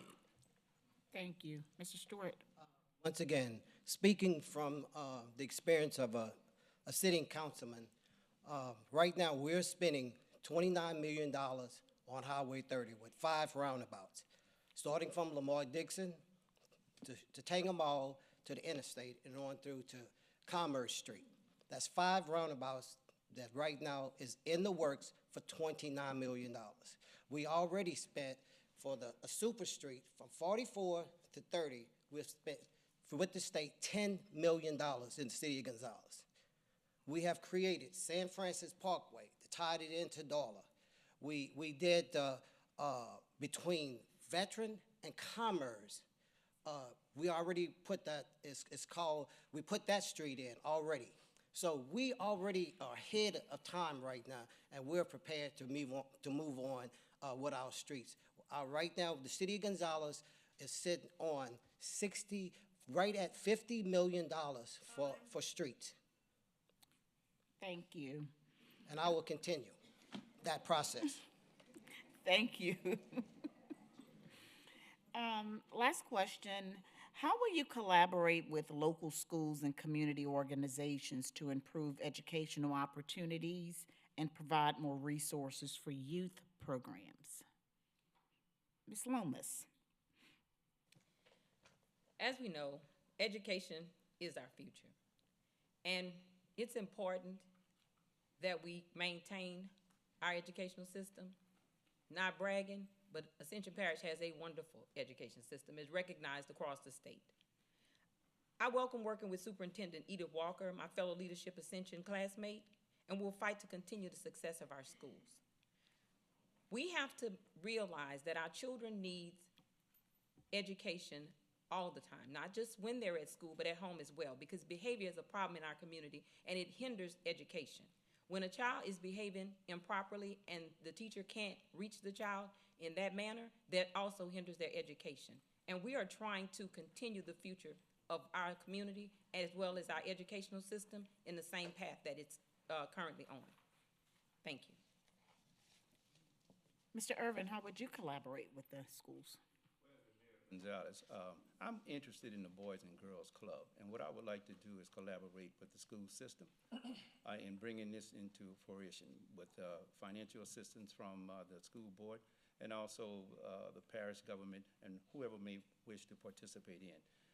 The Boys and Girls Club is something I'm interested in because it focuses on giving children, that age group, an opportunity to participate in recreation and educational opportunities. And so that's the angle I would take as far as collaborating with the school system.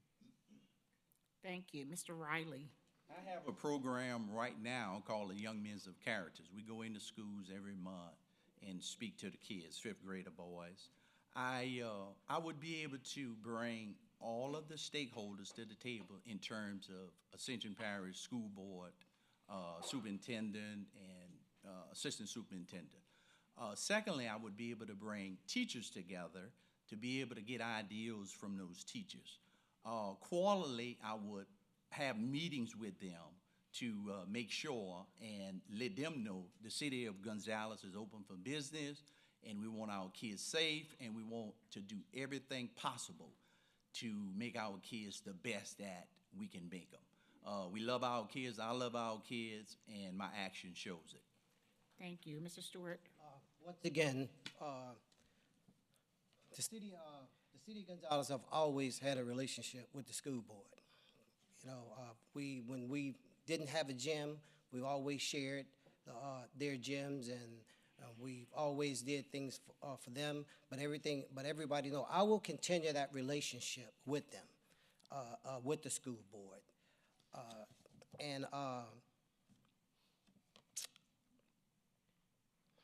and we all know that Ascension Parish, and even the state of Louisiana, Ascension Parish has one of the best school systems in this state. You know, so I will continue that relationship with them that we have already. Thank you. Mayor Sullivan. What specific initiatives or policies would you propose to balance historical preservation with the demands of modern growth in Donaldsonville? That's a great question. With the city of Donaldsonville being the third oldest city in the state of Louisiana, we want to preserve our history. We want to preserve those buildings, you know, like the one where Pierre Carlis Landry, the first African-American mayor, lived. We want to preserve everything that the Railroad African-American Museum is doing in the city of Donaldsonville. We want to preserve those buildings that can be saved, but some of them by demolition, by neglect needs to happen because the people just allowed the buildings to get so far dilapidated that they're not salvageable and be economic at the same time. One of the things that we just did was we applied for a grant for a clean clearance grant through the state, and we received $500,000 in order to do some clearance of blighted property in the city of Donaldsonville. Okay, so how will you address the current needs such as economic development, public safety, and infrastructure improvements? When it comes to economic development, along with the parish of Ascension, we have a program what we call From Cradle to Career, where we started the Early Childhood Learning Center, where children as young as 6 weeks old can start to be trained and educated up to the age of 2. We also partnered with RPCC, and there's a satellite campus at Donaldsonville High where the students during the day can go and learn how to weld, how to do process technician work, instrumentation, and there's also a GED program attached to it. Then at night, the parents can go and use the same facilities and get trained for all of the industry that's talking about coming into the community. There's a lot of other parts to it, but my time is out, and I'll be happy to talk to anyone after this meeting to tell them the vision and the plan for the city of Donaldsonville. Okay, and I have one follow-up. What specific plans do you have to attract new businesses and create jobs in Donaldsonville. One of the things, if I could just get my people to understand that we need to stop talking negative about the city of Donaldsonville. How can you expect people to come to your house if you're going to talk about your house? So I need to change everyone's the mindset so that they can let people know that Donaldsonville is a great place, not just to live, work, but play as well. And we can attract people. Like we said, we have the historic district. We can attract a lot of people here, but if everyone is on Facebook and talking bad about the city of Donaldsonville, how can you bring growth to it? How can you expect people to come if you're not giving them something or showing them that it is a place that they can be safe? You hear all the time people saying, if I come to Donaldsonville, I'm gonna get shot. The crime rate in Donaldsonville is no worse than the crime rate on the east bank of Ascension Parish or any other community. So we have to stop criticizing ourselves and have an open door policy where people can come in to the city of Donaldsonville and feel welcome. Thank you. Let's go to our council candidates for the city of Gonzales. What are your top priorities for community development in Gonzales, and how do you plan to address the needs of both residential and commercial? Mr. Dickerson, go on. Mr. Dickerson, yeah. Yes, thank you for the question. I think the main thing that we have to deal with, I think one of the great things that we have about this little city that we have is we have buildings that we are not utilizing. The Boys and Girls Club is a great start, but you have to teach these kids how to manage their money, deal with credit, show them that there's a better way of doing things in the community as far as getting in all kinds of trouble. We have to find ways to, besides athletics, to teach these kids to show them how to open businesses, apply for grants. And I think that a community center on both sides of Gonzales would be a great thing. Thank you. Mr. Glover. Thank you for the question.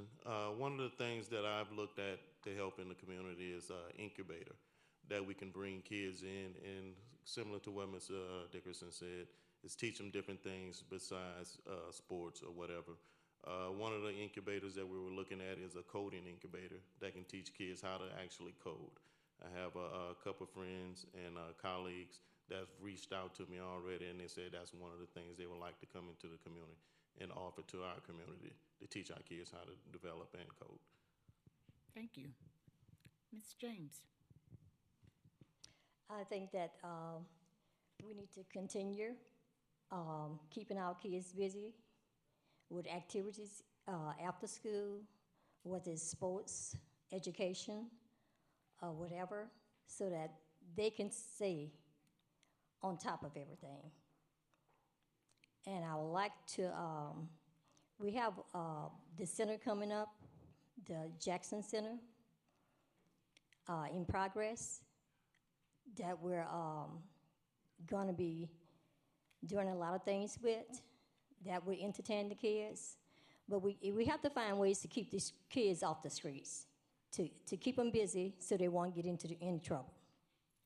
And the only way to do that is to find other means, education-wise and sport-wise. Mr. Williams. Yes. No, back in the 90s, I volunteered as a basketball coach in the city of Gonzales. And at the end of the season, at one game left, and two of my players came up to me and said, "Coach, Rusty, the only kid that hasn't scored this year." Rusty was a little white kid. The two kids that came to me, they were African American, and they were wanting him to succeed. He was the only one that hadn't scored. Rusty was a good little kid, and we need to get our kids. I mean, if 7, 8, 9-year-old kids can root and cheer each other on, we need to get our kids back to that, back to basic. I mean, they were wanting him to succeed, and I think we need to work on getting our kids back to cheering and trying to hope each other have success. Donaldsonville Council candidates, same question. What are your top priorities for community development in Donaldsonville? And how do you plan to address the needs of both residential and commercial areas? Mr. Belt. Thanks for the question. I would want to work hand in hand with the administration to bring jobs to the city of Donaldsonville. They say that our kids are the future, but we have nothing there. We're not presenting kids opportunities to develop their skills that's at hand. So far as the infrastructure, I think there's a lot of infrastructure that should be done in Donaldsonville that's not being done from my point of view and my eyes that I've seen. And I think the mayor of Donaldsonville is doing a great job. But at the end of the day, as the mayor stated, we can't bring negativity into Donaldsonville, because if you bring negativity there, that's what you're going to get. And like I said, I really want to work hand in hand with the mayor and the administration and try to improve a lot, such as for the kids and all in the district. Thank you. Mr. Washington. And looking at bringing jobs and other things into the city, I think we need to have a partnership. In the Southern University, LSU have incubators in their business departments. Partner with them to bring an incubator to Donaldsonville where they can learn how to start a business, how to go through the process of doing all their paperwork and putting things together. And that will help those who are running small businesses from their houses be able to move into a productive business within the community. Thank you. Ms. Daigle. Yes, ma'am. Thank you. You're welcome. I'm sorry. I said you're welcome. Oh, okay. Basically, when it comes to our community, I think that and I always say this is a saying, what you see, you cannot unsee. And our children and our adults in the city of Donaldsonville, we're very small. We have businesses, and then we see them come, we see them go. Those kids, those same children are seeing the same things that we're seeing. I think as far as moving forward, I think we should look at what's in place already and grow from there. And I'm saying that from experience, guys, because I had to sit back for 4 years and look at what was going on.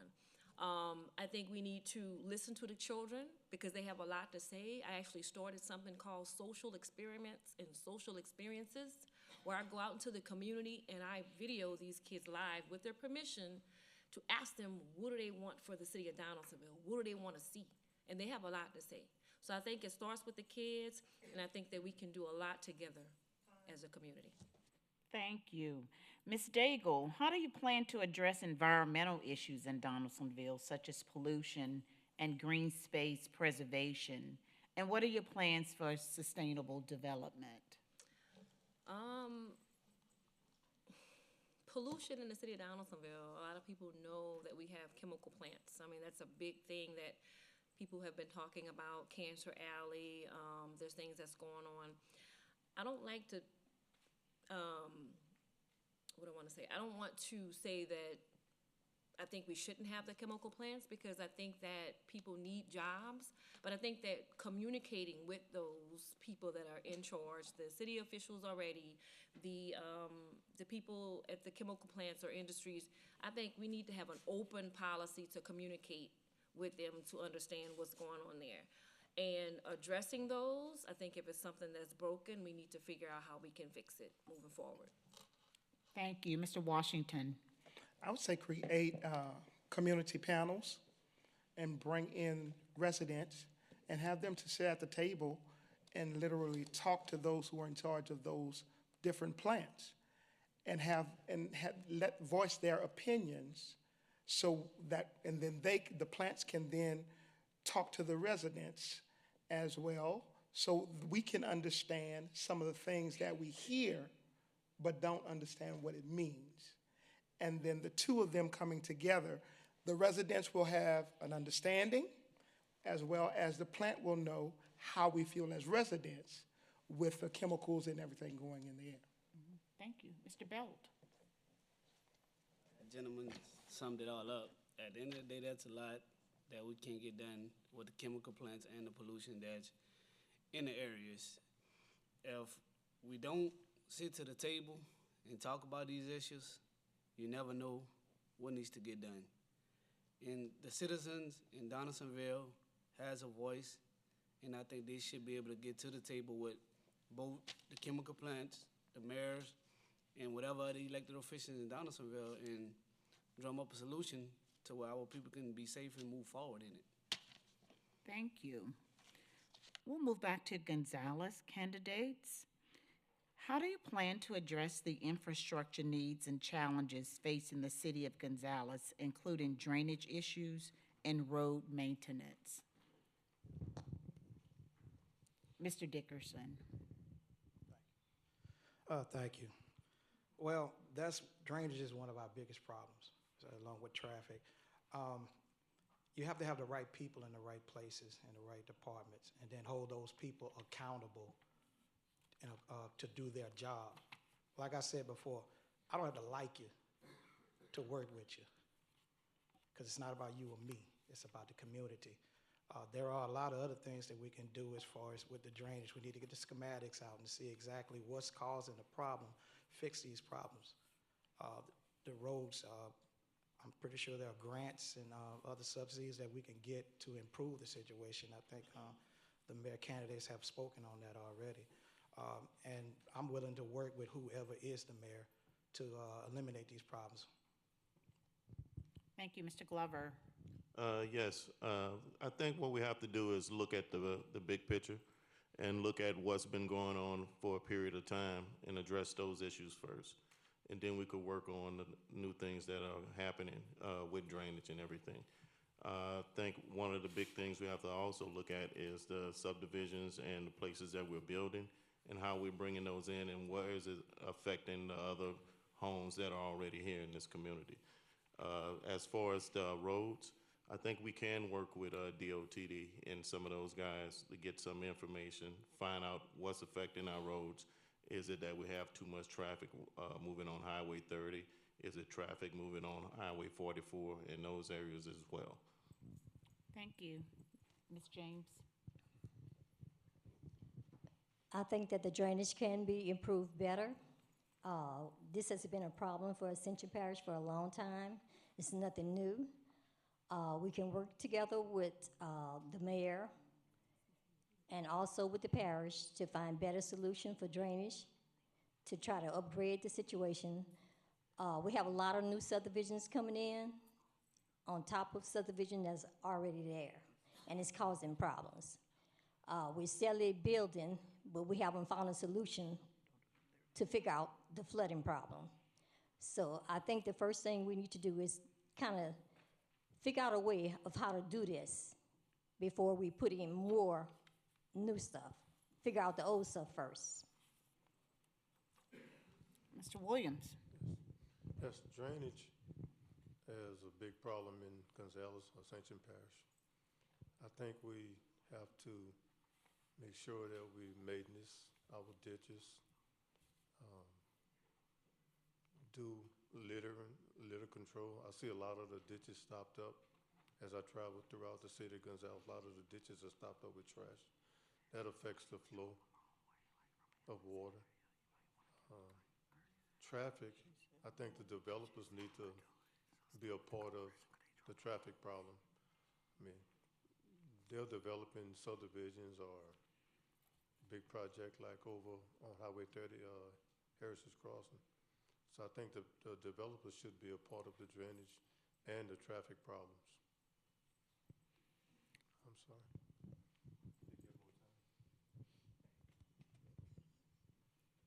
Thank you.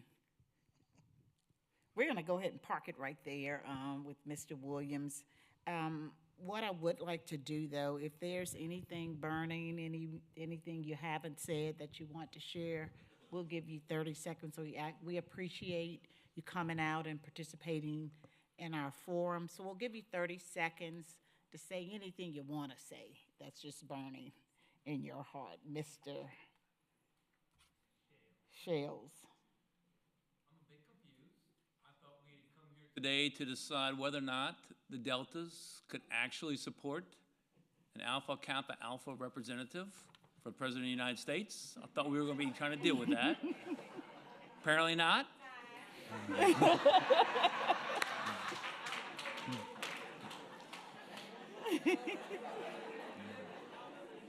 That being said, my side issue is, guys, I think the Republican Party can have a different face. I really do.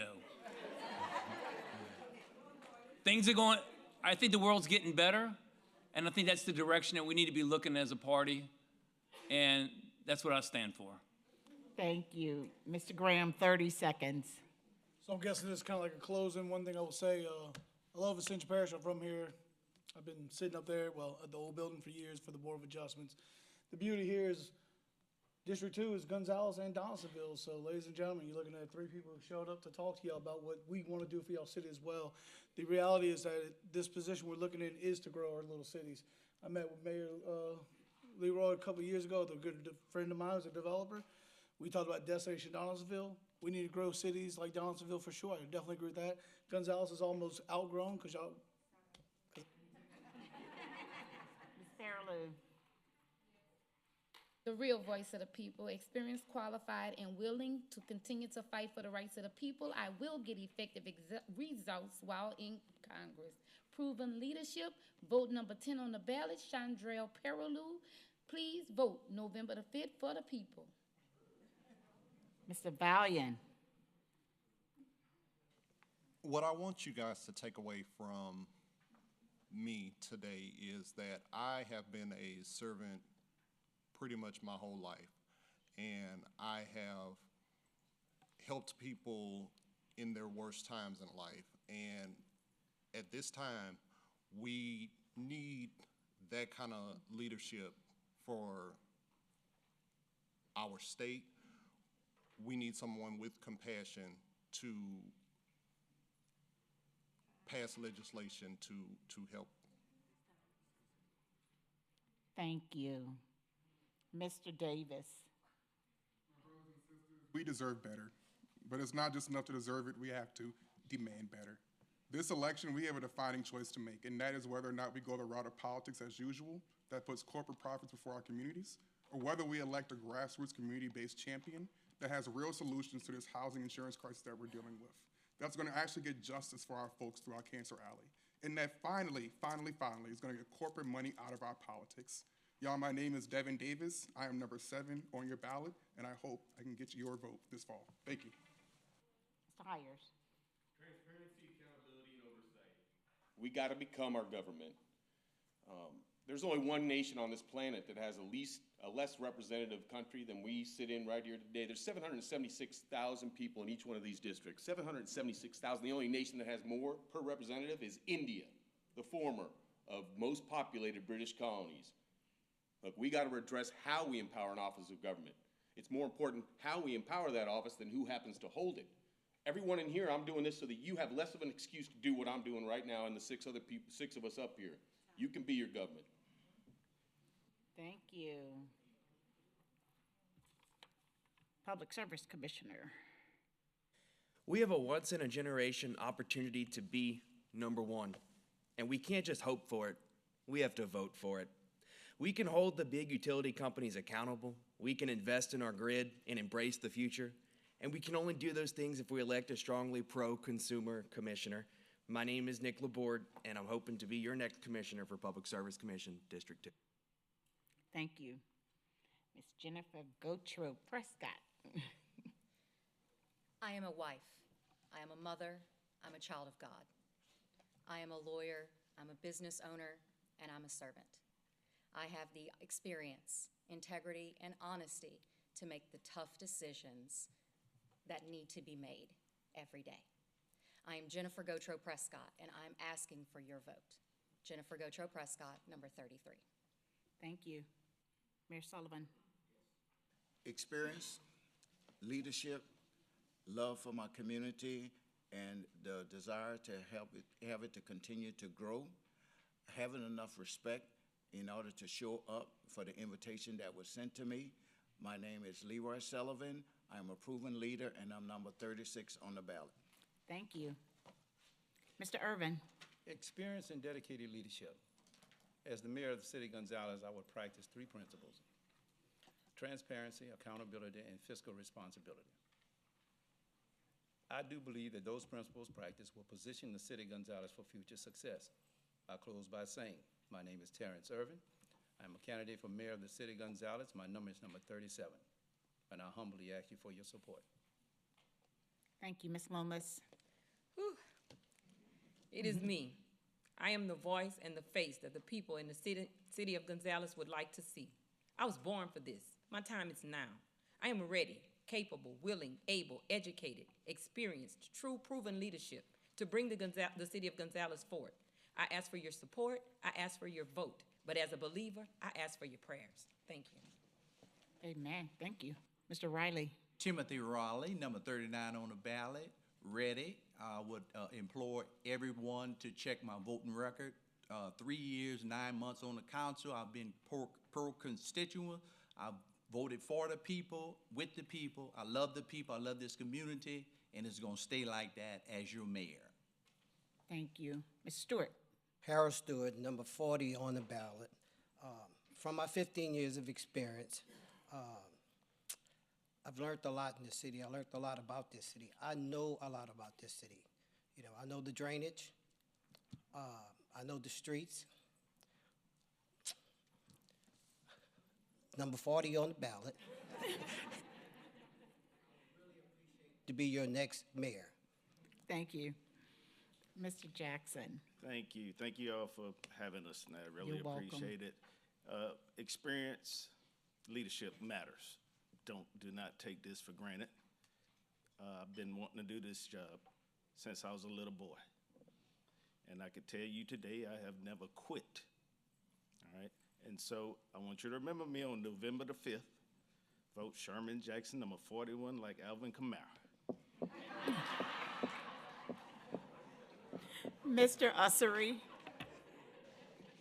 I see a lot of familiar faces from Gonzales. Gonzales, you got a choice to make. Are you happy with how your police department has been operating? There's a lot of good, hardworking men and women that work there, but I think the administration has let us down. I'm gonna be a leader that leads by example. I will be a working chief. I will be on the street. I will drive a marked unit. I will get back on the motorcycle like I used to do on a pretty day and enforce laws myself. I will be out there to help. You will remember me, my work ethic. Mr. Belt. Thank you for having us tonight. You're welcome. I present 3 words to you: a chance, a change, and a choice. If you give me a chance, I guarantee the job will get done. I ask you for your prayers, your support, and your vote, number 46 on your ballot. Thank you. Mr. Washington. Cleveland, Washington, number 47 on the ballot. Sermon I preached some time ago, it says, you cannot lead where you have not gone. I've shown my leadership, I'm proven leadership, and I know that I can lead District 2 where it needs to go. Vote for me. I ask for your prayers during this election. Thank you, Ms. Daigle. And tell Lou Daigle, District 3, keep ballot 49 on your mind. I am committed. I've come too far to turn back now. Every day I ask God to show me my assignment. I actually wrote it on my paper here today, and I'm committed to serving District 3, City Donaldsonville. Thank you. Mr. Williams.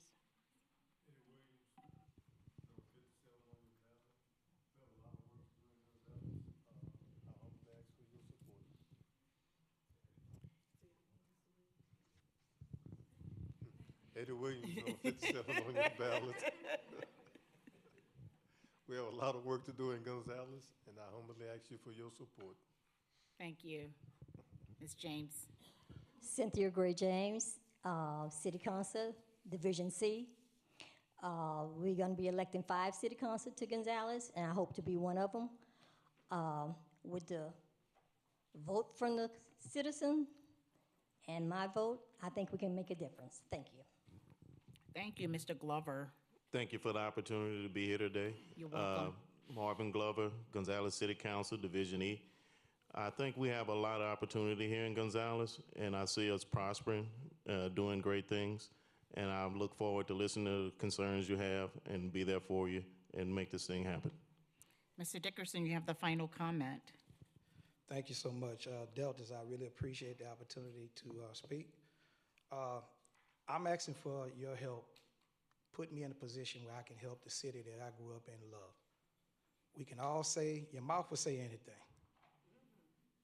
Give me an opportunity to do what I need to do. Thank you.